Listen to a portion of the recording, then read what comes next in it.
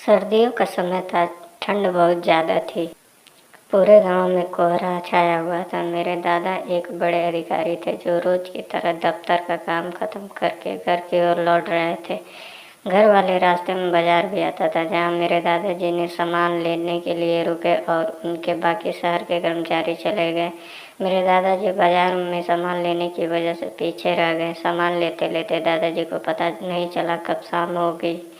जब दादाजी ने अपनी घड़ी देखी तो पता चला कि आज तो घर पहुंचने में बहुत ज़्यादा देर हो जाएगी। तो दादाजी ने सोचा कि जंगल के रास्ते जाऊंगा तो जल्दी पहुंच जाऊंगा। इसलिए दादाजी ने गाड़ी जंगल की तरफ घुमा ली। शाम होने के कारण जंगल में बहुत ज़्यादा अंधेरा हो गया था। दादाजी तेज स्पीड से गाड़ी चला रहे थे। तभी उनके सामने एक औरत आ गई। औरत को देखते ही दादाजी ने तुरंत गाड़ी रोक दी।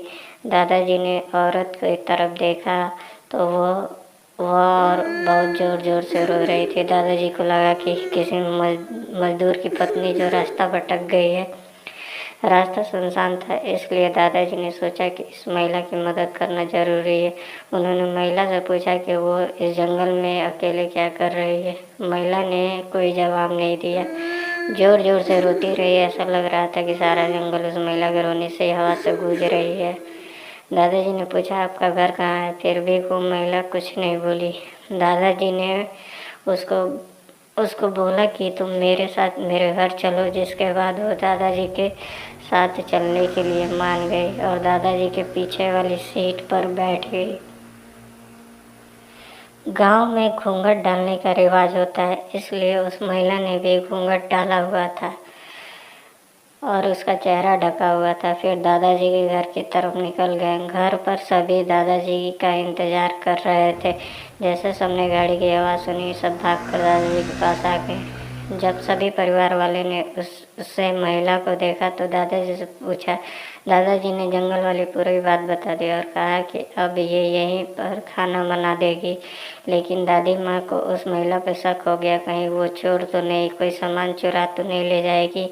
दादी माँ ने उसे रसोई में जाकर खाना बनाने के लिए कहा। जिसके बाद वो महिला रसोई में चली गई। दादी माँ ने उसे रसोई में भेज दिया था, लेकिन उनका मन अभी भी शांत नहीं था। 10 मिनट बाद दादी माँ रसोई में पहुंची तो देखा कि वो अभी महिला मछलियाँ झोले से निकाल रही थी। जिसको देखकर दादी माँ और भी गुस्सा आ गया और उन्होंने बोला कि तुमने अभी तक खाना बनाना शुरू नहीं किया, कब खाना बनेगा और कब हम लोग खाएंगे। उस महिला का चेहरा अभी भी ढका हुआ था, इसलिए किसी ने भी उसका चेहरा नहीं देखा। दादी माँ ने उसका चेहरा देखने की कोशिश की, लेकिन उसका चेहरा नहीं देख पाई। दादी माँ ने बोला कि ज़रूरत हो तो बुला लेना, लेकिन फिर भी वो महिला कुछ नहीं बोली। दादी माँ को लगा कि शायद अनजान लोगों की वजह से ये महिला झिझक रही है। जिसके बाद दादी भी चली गई। रसोई में अजीबोगरीब आवाज़ आ रही थी। फिर 10-15 मिनट बाद दादी माँ रसोई में आई तो रसोई का नज़ारा देखकर दादी माँ बहुत डर गई। उनके पैर वहीं पर जम गए। दादी माँ के गले से आवाज़ नहीं निकल रही थी। दादी माँ ने देखा कि वो महिला रसोई में बैठकर कच्ची मछलियाँ खा रही है। रसोई में मांस और हड्डियों के टुकड़े बिखरे हुए पड़े हैं। उस महिला घूंघट भी सर पर नहीं था और उसका चेहरा बेहद डरावना, लंबे लंबे काले काले बाल, बड़े बड़े नाखून। वो चुड़ैल थी। वो चुड़ैल मछली खाने में मगन थी। इस कारण दादी माँ पर उस चुड़ैल का ध्यान नहीं गया। दादी माँ से चिल्लाई भी नहीं गया। दादी माँ को लगा कि यह और ज़्यादा भयानक न हो जाए। दादी माँ ने एक थाल उठाया और वो चूल्हे में से जलता हुआ कोयला लेकर उस चुड़ैल की तरफ दौड़ पड़े। दादी माँ ने कोयले से उस चुड़ैल पर फेंक दिया। आग की वजह से वो चुड़ैल जोर जोर से आवाज़ निकालने लगी। चुड़ैल की आवाज़ सुनकर सारा घर इकट्ठा हो गया। चुड़ैल को आग दिखाकर घर से बाहर निकाला गया।